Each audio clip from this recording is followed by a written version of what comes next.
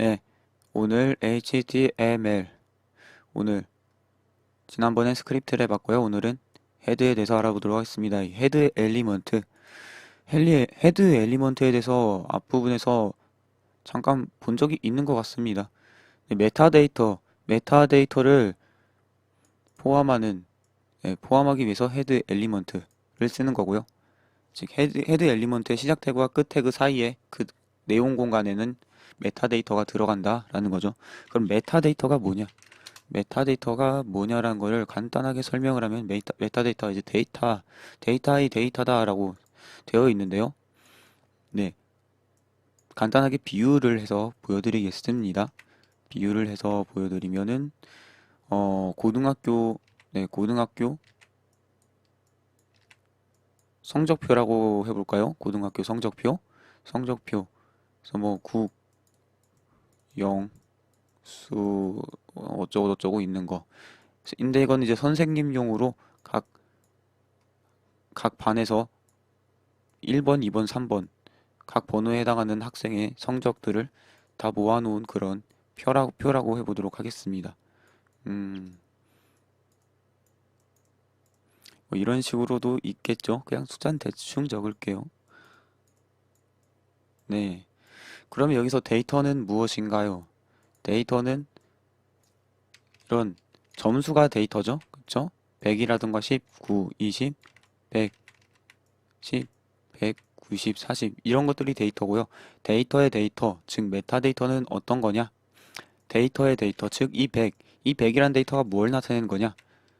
1번의 국어 성적을 나타낸다. 그래서 이것이 지금 여기 빨간색으로 친 것, 이것이 메타데이터라고 보시면 됩니다. 그래서 데이터의 데이터, 메타데이터. 여기서는 이건 웹 HTML 페이지에서 메타데이터죠. 그래서 HTML의 메타데이터, HTML 문서의 메타데이터 중에는 어떤 것들이 있냐? 예를 들면 타이틀, 즉 제목이죠. 문서의 제목이라던가, 음, 뭐 스타일 같은 것도 있을 수 있고요. 그리고 메타라는 태그로 다양한 메타 데이터들을 추가로 이제 설정을 해줄 수 있는 이런 태그도 있고요. 네, 그렇습니다. 그래서 그 공간, 헤드 공간에서 넣는다라는 겁니다. 스크립트도 네, 메타 데이터로서 헤드 엘리먼트 안에 들어가네요. 메타 데이터는 그리고 출력되지 않는다고 합니다. 네,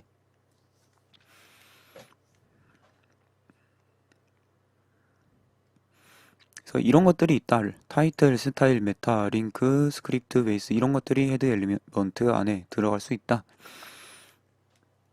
오미팅, HTML, and body. 그래서 오미팅이란 단어. 그래서 네, 제가 대신 찾아드립니다. 오밋. 꽤 자주 나오는 단어인데 빠뜨리다, 생략하다라는 의미로 많이 쓰입니다. 그래서 HTML에서 바디 태그를 생략을 할 수가 있다라고 지금 한 거죠. 그쵸? 네, 그렇습니다. 보면은 HTML이라는 태그도 생략이 되어 있고 바디도 생략이 되어 있습니다. 그래서 HTML 원래는 이렇게 하죠. 그쵸? HTML로 쌓아주고 바디로도 둘러싸줘야 사실 정확히 HTML 문서 의미를 가지게 되는데 그런 거 없이 그런 거 없이 그냥 써도 HTML로서 쓸 수가 있다라는 겁니다. 네, 심지어 네, 이렇게만 있어도 작동을 해요. 그래서 메모장에다가 글자 적고 바로 파일의 확장자만 HTML로 해놓고 뭐 브라우저로 실행시키면은 바로 페이지에 뜨죠. 한번 직접 해볼까요? 이런 데다가 뭐 새로 만들기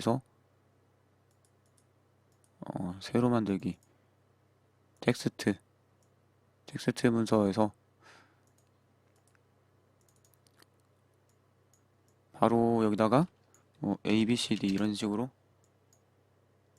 적고 저장 그리고 확장자를 HTML로 이거 확장자는 보통 기본 설정으로 안 보일 텐데 제어판에서 폴더 옵션에서 그 뭐 파일 숨기기 보기 보는 곳에 잘 보면은 자주 사용하는 확장명 숨기기 그거를 체크를 해제하면은 확장자 txt를 볼 수 있고 그걸 이렇게 고칠 수가 있습니다.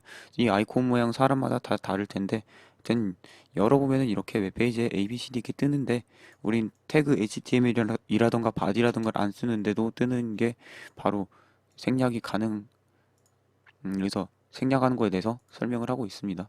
근데 생략 가능하다고 설명하고 있죠. HTML5 표준에서 HTML하고 body 태그는 생략할 수도 있다. 하지만 생략하는 거 추천하지 않다라고 제대로 네, 다시 한번 전구를 켜면서까지 말하고 있네요. 그래서 확실하게 저도 생략하지 않는 게 좋다고 생각합니다. 이걸 HTML이라든가 body라든가 써서 확실하게 구조화를 시켜줘야 음, 의미적으로 보기가 좋기 때문에 HTML 이거는 네, 문서의 가장 문서를 전체를 둘러싸고 있는 가장 바깥의 녀석이다. 네, 가장 근본적인 녀석이다라고 보시면 되고요. 그리고 여기다가 랭이라는 랭이라는 이러한 속성을 줄 수가 있어요. 그래서 뭐냐 네이버에도 이 속성을 썼는지 모르지만은 이 속성을 쓰면은 브라우저가 이 웹페이지가 어느 언어로 되어 있는지 그거를 인식을 해줍니다. 그래서 크롬 브라우저 같은 거 보면 오른쪽에 뭐 이 페이지는 영어로 되어 있습니다. 번역하시겠습니까? 그런 거 자동으로 뜨잖아요. 한번 검색을 뭔가를 해볼까요? 뭘 해보지? 그냥 HTML 검색해서 뭔가 영어 페이지를 누르면은 안 뜨도록 설정을 제가 해놨나? 모르겠는데 아실 거예요. 네, 아실 거예요. 여기도 영어로 이렇게 설정이 되어 있죠. 그래서 가끔마다 그걸 뭔가 분석해서 의미 있게 작동을 해주는 것도 있고요. 이게 어떤 구조로 되어 있냐?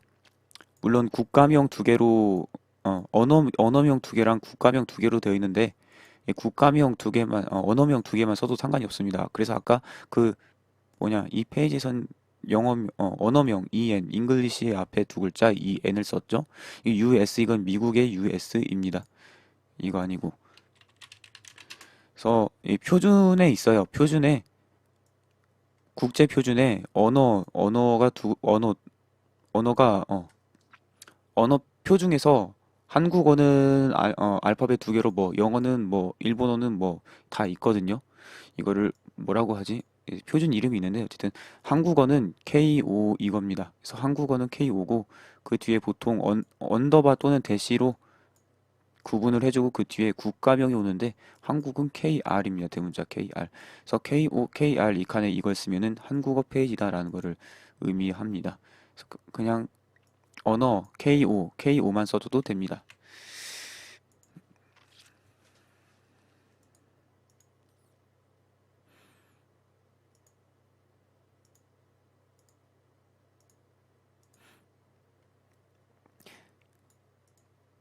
그래서 언어를 정해주는 거는 스크린 리더라던가 검색 엔진에서 중요하게 사용한다라는 겁니다. 뭐 DOM이라든가 XML 뭐 이런 거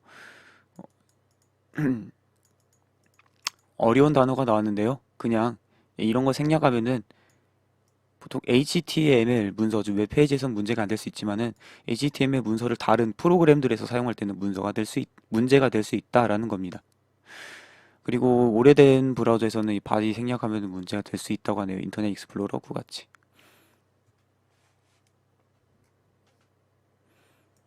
헤드도 생략할 수 있다라고 되어 있네요. HTML5 표준에서 헤드 또한 생략이 가능하고 저는 원래는 기초 부분에서 처음 딴 데서 배우면은 헤드 부분 안 쓰고 이렇게 알려주기도 합니다. 그래서 생략 가능한 부분이다 라는 거네요.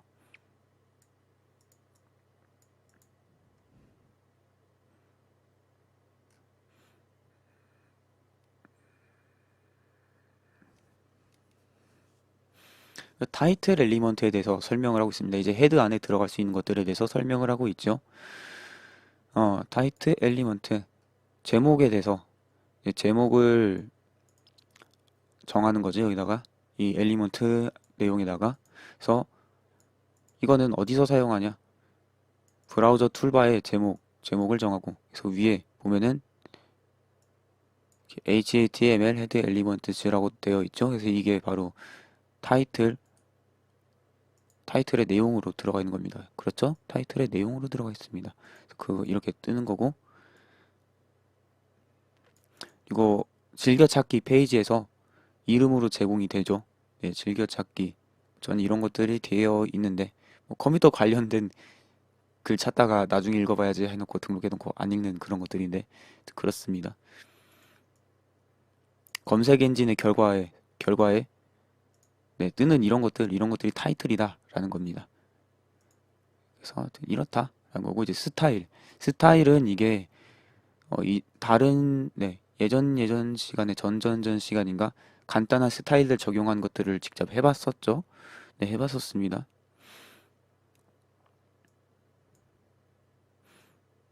해봤기 때문에 아실 거라 생각이 듭니다. 그래서 이 스타일 정보 또한 웹페이지 데이터의 정보, 이 데이터는 어떤 스타일로 표시될 건가 해서 네, 그래서 헤드 안에 들어가는 것 같습니다. 스타일 정보, 그렇네요. 스타일 정보를 정한다. 그래서 링크 엘리먼트는 네, 외부에 있는 소스를 사용할 때, 외부에 있는 리소스 자원, 이 스타일 시트가 될 수도 있고, 그리고 뭐 자바스크립트 같은 스크립트가 될 수도 있나?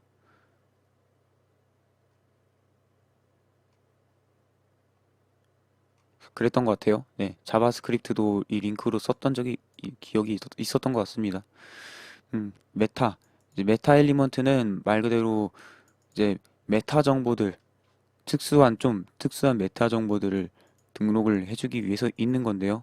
보면은 페이지에 대한 설명이라던가 키워드, 그리고 저자라던가 기타 등등 메타데이터들을 등록을 할 수 있다고 합니다. 그래서 키워드, 이름으로 이렇게 이 메타데이터는 키워드에 대한 정보다라고 해놓고 내용에다가 HTML, CSS, XML, XHTML, 자바스크립트 이렇게 되어 있죠. 아마 이런 식으로 하면 검색 엔진이 어, 사용자가 여기 검색으로 특정 글자를 입력을 했을 때 네, 이런 키워드를 입력했을 때 웹페이지를 이 웹페이지랑 그 키워드랑 일치해 주는지 확실하게 판단을 할 근거를 준다고 생각하시면 됩니다. 디스크립션은 이거는 설명, 간단한 설명이라고 보시면 됩니다. 그리고 캐릭터 셋은 이거는 글자 표현인데요. 캐릭터 셋이란 정확히 뭐냐? 보면 글자라고 해도 여러분들은 이게, 네, 여러분들은 그냥 일반 사람들은 이게 CHARSET로 보이겠지만은 컴퓨터는 이걸 다 데이터로서, 즉 이진수 0101의 조합으로서 표현하고 있습니다. 어떤 사람은 뭐 대문자 A를 16진수 41로 표현할 수 있고 아니면 뭐 10진수 10으로도 할 수 있고 뭐 A니까 첫 번째에서 10진수 1로도 표현할 수 있고 여러 가지 경우의 수가 많은데 그거를 표준 기구에서 여러 가지 방법으로 이제 정해두고 있거든요. 물론 각 방법마다 이제 장단점이 있기 때문에 여러 가지가 사용될 수 있는 거겠죠. 그 중에서 유니코드라고 들어보셨을지 모르겠는데 웹페이지에서 많이 쓰는 유니코드로 UTF-8이 있습니다. 그래서 한글도 표현이 가능한데 이제 한글 표기법으로는 이제 UTF-8도 있고 여러 가지들도 있는데 그 중에 EUCKR이란 게 있어요. EUCKR. 이게 뭐냐면은 한글 완성형 코드라고 보시면 됩니다. 완성형. 완성형이 왜 완성형이냐면은 글자, 각 글자마다 코드를 각각 다 부여했기 때문에 완성형이라고 봅니다. 예를 들어, 한이라고 하면은 한이라는 글자에 대해서 코드를 부여해놓고, 국이라고 하면은 국이라는 글자에 대해서 다 표현을 했고, 코드를 붙여놓고, 완성형이라는 표현하고 좀 다른 방식으로 조합형이 있는데요. 자음하고 각 모음, 뭐 기역 니은 디귿 리을, 기역 니은 디귿 리을, 야, 여,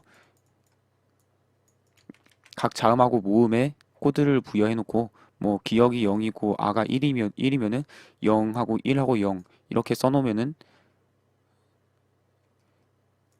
이거는 앞에 부분에 올 이걸 뭐라고 하지? 첫 번째 오는 자음 이건 두 번째 오는 자음에 대한 데이터. 이거는 그 다음에 오는 자음 모음 자음 이런 순으로 데이터를 넣었다고 하면은 기억 0, 1, 2, 3, 기억이 0, 니은이 1, 디귿이 2, 리을이 3이고, 뭐, 아가 0이고, 야가 1이고, 어가 2고, 여가 3이라고 하면은 이 경우에 0, 1, 0이라고 하면은 첫 번째 0은 자음 0이죠. 그래서 기억. 뭐, 그 다음에 1은 아니까 아. 그 다음 0은, 그 다음 0은 뭐, 기억이니까 기억에서 각이란 글자를 표현한다던가. 이건 그냥 제가 예를 들어 숫자를 붙여본 겁니다. 이런 형태가 이제 조합형이고, 그래서 완성형이란 게 있거든요. 그래서 EUCKR을 쓰기도 합니다. 어떤 홈페이지에서는. 그래서 가끔마다 홈페이지 한글로 되어 있는 홈페이지인데 옛날 브라우저로 열어보면은 막 객대피팅 막 이런 식으로 되어 있는 게 보이는데 인코딩 설정이 EUCKR로 되어 있는데 UTF-8으로 읽는다던가 UTF-8 형태로 글자를 표현했는데 EUCKR로 열어본다던가 하면 그런 문제가 있을 수 있습니다. 네, 여러분들은 UTF-8, UTF-8 이거 쓰는 걸 추천합니다. 이걸 쓰면은 미국이라던가 일본 어느 환경에 상관없이 다 한글이 떠요. 근데 UTF-8 말고 EUCKR로 하면은 EUCKR을 지원하지 않는 컴퓨터는 이상한 문자로 뜨니까 그렇습니다. 이거 author 이거는 저자죠, 그쵸? 그래서 저자 이 웹페이지를 만든 사람 이름을 적어 놓은 거고 refresh document every second, 30 second라고 되어 있는데 그래서 이거는 네, 새로 고침이라고 보시면 됩니다. 여기 30이라고 써놨죠. 컨텐츠에 초를 적어놓고 리플래시 HTTP equipment의 약자 같은데 그래서 리프레시라고 하면은 새로 고침 30초 후에 이렇게 자동으로 이렇게 새로 고침을 하는 그런 메타데이터라고 보시면 됩니다. 그래서 여러 가지들이 있습니다. 그래서 스크립트는 지난번에 해봤던 거고 스크립트는 더 설명을 안 해도 되겠죠? 그다음에 베이스가 있습니다. 베이스 엘리먼트는 베이스 URL 그리고 베이스 타겟 상대적인 URL 페이지 뭐 이런 식으로 되어 있네요. 그러니까 어떤 소리냐 직접 보면 알겠죠? 네, 여기 예제를 보시면은 지금 이 그림이 있고 뭐 이것저것 있습니다. 그림 주소를 잘 보면 html5.gif라고 되어 있어요. 이런 식으로 표기를 하면은 이게 어떤 의미냐?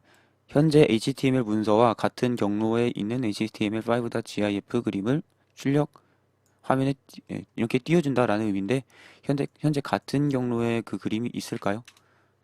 아, 이거 잘못 썼네. 네, 있습니다만 있습니다만 여기 보면은 베이스로 href라고 이렇게 써 있습니다. 그래서 네, 이 경로에 html5.gif 그림이 있죠. 그래서 여기에 그냥 이렇게 경로를 써놓은 경우 html5.gif 이 경로를 써놓은 경우 이 베이스에서 지정한 이 경로 안에서 있는 그림을 출력한다라고 보시면 됩니다. 그래서 절대 경로가 아닌 상대 경로일 때 절대 경로가 아닌 상대 경로를 사용할 때 어느 주소에서 어느 주소의 안에서 그러니까 어느 디렉토리의 안이라고 표현을 해야 되나요? 하여튼 거기서 찾아야 하는지 그거를 보여주고 있고요. 이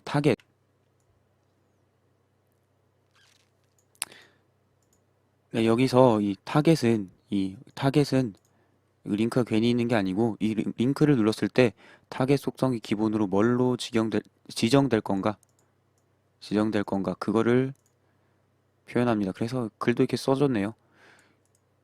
보면은 새로운 탭으로 이렇게 떴죠. 그게 여기서 블랭크로 해놨기 때문이고요.